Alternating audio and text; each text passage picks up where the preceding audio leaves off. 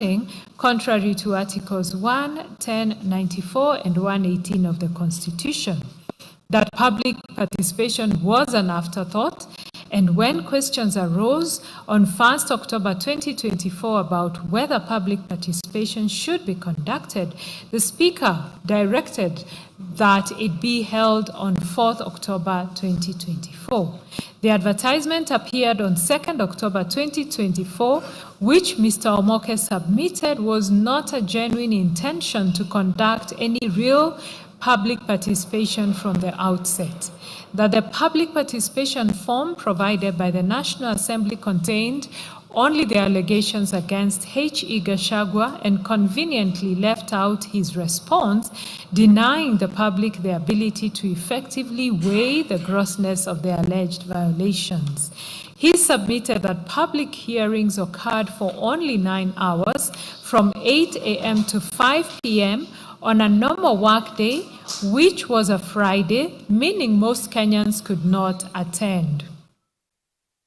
That venues were changed on the eve of the exercise. For example, in Embu, it changed from IFAD Hall to Talent Academy, and in Nairobi, it changed from KICC to Bomas of Kenya. He submitted that in Kiambu constituency, only about 2,000 people attended in a county with over 1 million registered voters, that there was no proper coordination, and he described the situation as utter pandemonium akin to the Tower of Babel. He contended that in some areas, especially in Mount Kenya, public participation forms were faulty. There were incidents of pre-filled forms, and a vehicle ferrying pre-filled forms was torched in Nyeri County. That the National Assembly extended the exercise to the following day, on the 5th of October 2024, but no proper notification was made, and MPs kept away from the exercise. He added that in some constituencies like West Mugirango, the MP never opened the constituency office, and that the one center per county and one center per constituency is too deficient, as public participation should have been conducted at least at each polling station, or at minimum each ward. Mr. Omoke submitted that the National Assembly neither processed, nor considered the feedback collected, and the entire exercise was a mere sham to hoodwink innocent Kenyans. He accused Deputy Speaker Gladys Bos-Sholei of being biased, in that on 23rd September 2024, while speaking at a function in Uasin Gishu County, she swore to spearhead the impeachment motion and put the Deputy President on notice, stating in quotes, "Mimi mwenyewe nitakupeleka nyumbani," in brackets, "I will personally take you home." That she also hinted at some of the grounds of impeachment before the motion was even tabled. He further argued that Speaker Moses Masika Wetangula on 29 September 2024, while attending a church function at Wamonyo Catholic Church in Machakos County, publicly took a stand on the impeachment motion before it was tabled. Using the biblical description in Mark 9:38-50, he stated that H.E. Gachagua, being a part of the body that leads to sin, should be cut off. These utterances he submitted violated Articles 47, 50, and 150 of the Constitution, and that neither the Speaker nor the Deputy Speaker should have presided over the impeachment motion. Mr. Omoke submitted that the Constitution sets a high threshold for impeachment, as the measure is a grossness of alleged violations, and that grudges and squabbles cannot be the basis for removal. He contended that extraneous grounds were introduced on the floor on 8th October 2024, as it was alleged that H.E. Gachagua had referred to Honorable Florence Jematea Sergon, the countrywoman rep of Baringo, as a harlot. That Honorable Karoli Omondi, MP Suba North, referred to conversations he had with H.E. Gachagua without providing any proof. Honorable Patrick Makau, MP Mavoko, also made references to conversations without providing any proof. On the vote that 281 MPs supported the motion, 44 opposed, and there was one absentee, Mr. Omoke submitted that MPs abdicated their obligation to weigh the grounds against the intermediate standard of proof set by the Supreme Court in Odinga and 5 others versus IEBC and 3 others. That the impeachment overturned the decision of 7,176,141 Kenyans who voted for the joint ticket on 9th August 2022, a decision upheld by the Supreme Court, and that the motion was an egregious overthrow of the decision of the majority with that of a few. It was Mr. Omoke's further submission that no statutory legislation exists on the process of impeachment of the President and Deputy President from start to completion, as no legal framework exists on the collection of signatures in support of an impeachment motion. Therefore, there is no framework upon which the impeachment of the Deputy President was anchored. He submitted that in D and others, that is the Attorney General, this court was persuaded by Mr. Omoke, who was a petitioner therein, that the lack of legislation on signature collection and verification and on the conduct of referenda initiated the BBI process. He submitted that the same principle applies here, and that legislation is so central to the fairness of the process that the court ought to, at minimum, issue a structural edict requiring enactment of this legislation. He submitted that areas requiring legislation include initiation of the impeachment process, how Parliament is to process impeachment, particularly public participation, and the actual impeachment trial, the replacement of an impeached deputy president, provision for judicial intervention before an impeached president or deputy president is replaced, including grant of conservatory orders to preserve the rights of the impeached official, and expeditious hearing of petitions arising from an impeachment. Mr. Omoke saw no reason why the court could not have maintained the conservatory orders in favor of H.E. Gachagua and had the petitions within a week or two. That the discharge of the orders, followed by an immediate declaration of a public holiday for the swearing in of a new deputy president, left a mind-boggling question on the efficacy of Article 50 of the Constitution. For these reasons, Mr. Omoke prayed for a declaration that the impeachment of H.E. Gachagua was unconstitutional, and that a declaration that the absence of legislation operationalizing Article 150 of the Constitution rendered the impeachment process of the Deputy President flawed.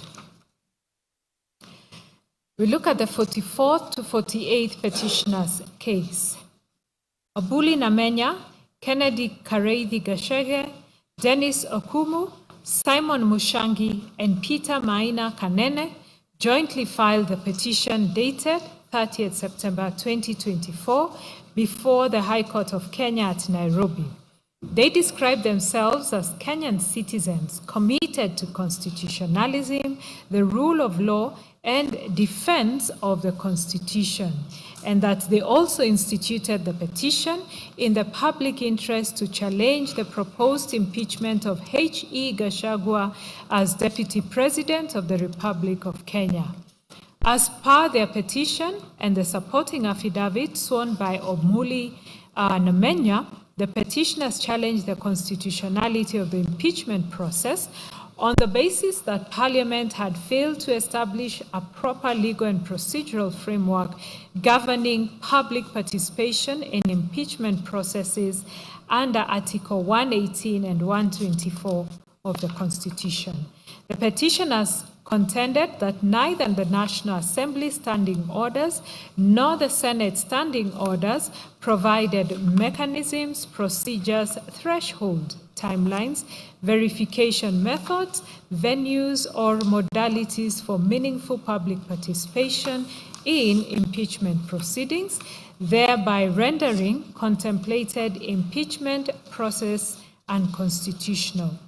They further argued that public participation was a mandatory constitutional prerequisite which ought to precede any impeachment process, and asserted that the 7-day timelines prescribed under Standing Orders 64 and 73 for disposal of impeachment proceedings were inadequate and unconstitutional, as they undermined effective public participation and violated the rights to fair administrative action and fair hearing under Articles 47 and 50 of the Constitution.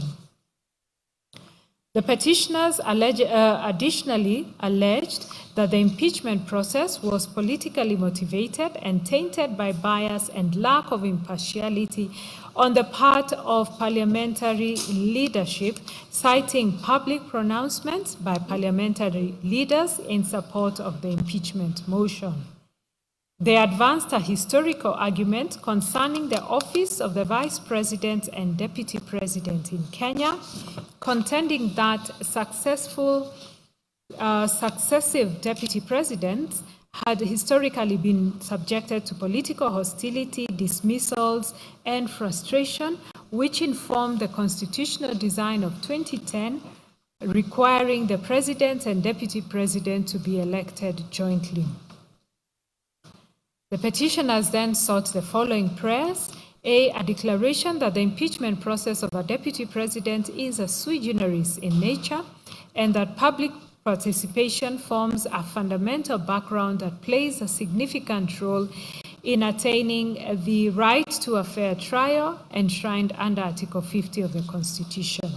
B, a declaration that public participation is the only avenue or means through which the people can exercise their sovereignty contemplated under Article 1 of the Constitution in determining whether an office created under the Constitution ought to be abolished, or whether accountability mechanisms created under this Constitution ought to be put in motion or otherwise, and that the lack of elaborate procedure or certainty as to when the same should commence or conducted will ordinarily amount to usurpation of the people's power and subsequently amount to a violation of the Constitution. C, a declaration that the Article 118 sub-Article 2 that clearly provides for mandatory public participation, and Article 124 creating the requisite parliamentary standing orders, neither the National Assembly nor the Senate had enacted an Act of Parliament providing for the procedure on how the impeachment of either the President or Deputy President is to be undertaken, nor has the National Assembly Standing Order 64 or 65 or the Senate Standing Order number 74 provided for the procedure governing the crucial element of public participation relating to the impeachment of a deputy president. D, a declaration that the National Assembly Standing Order 64 and 65 or the Senate Standing Order number 74 are unconstitutional, as they were never subjected to the mandatory public participation during their enactment. E, a declaration that the standing orders must with certainty and clarity provide that the public participation contemplated under Article 118 should be a conditional precedent that must precede all other processes relating, connected, or incidental to the impeachment of the Deputy President. F, a declaration that Article 27 requires that all Kenyans must be subjected to the principle of equality and equal protection of the law while Article 47 requires that a person must be subjected to an administrative process that is procedurally fair, expedited, reasonable, and lawful, irrespective of one's status in society, and that the respondents herein have violated the same by commencing an impeachment process that is constitutionally tainted with illegalities. G, a declaration that public participation in an impeachment process is a fundamental infrastructure that facilitates the enjoyment of Article 50, and that the absence of the same will amount to the respondents herein violating, denying, threatening, or infringing the interested party's right to a fair trial during his impeachment. H, a declaration that time is an important resource for any judicial or quasi-judicial tribunal contemplated under the Constitution, and that the 7 days period for impeachment provided for under Standing Order 64-2B of the National Assembly Standing Orders and the Senate Standing Order 73-1 amounts to conducting a sham trial in, and the same will amount to a violation of Article 50. I, a declaration that Standing Order 64-2B of the National Assembly Standing Orders and the Senate Standing Order number 73-1 does not provide for the sufficient and adequate time for carrying out a qualitative, quantitative, meritorious, accurate, and secure public participation, the hearing and determination of the impeachment trial before Parliament that will result into a fair, just, impartial, and judicious determination of the impeachment trial as contemplated under Article 47 and 50 of the Constitution. J, a declaration that for purposes of authenticating and verifying the results of the participants taking part in the public participation, confirming all the requisite legal thresholds like that of citizenship, the total number of participants, public participation ought to be undertaken by an impartial state organ separate from Parliament. Looking at the 44th to 48th petitioners' submissions, led by Learned Counsel Mr. Njiro Ndegwa, the petitioners focused on the constitutional architecture governing impeachment of a deputy president, submitting that the process was fundamentally flawed because impeachment is a measure of last resort, not a primary accountability tool, and that the Senate failed to apply the mandatory modification rule under Article 152, which requires that Articles 144 and 145 be applied in quote with necessary modifications to the deputy president. Mr. Ndegwa submitted that the proceedings violated fair hearing rights under Article 50, including the refusal to adjourn when the deputy president fell ill, that the process was infected with bias, irrelevant considerations, and procedural violations of the Standing Order 75, 78, and 80, and that the cumulative defects render the entire impeachment null and void. The petitioners adopted and relied on H.E. Gachagua's submissions and the Wambora principles on quasi-judicial impeachment proceedings and identified the following issues for determination: whether the impeachment of the deputy president met the constitutional threshold of a measure of last resort in light of the availability of alternative constitutional and statutory mechanisms, whether the constitutional framework governing the impeachment of a deputy president under Article 150, Sub-Article 2 was properly invoked, applied, and distinguished from the regime governing the impeachment of a president under Article 145, whether the Senate complied with the mandatory requirement to apply Articles 144 and 145 with necessary modifications as contemplated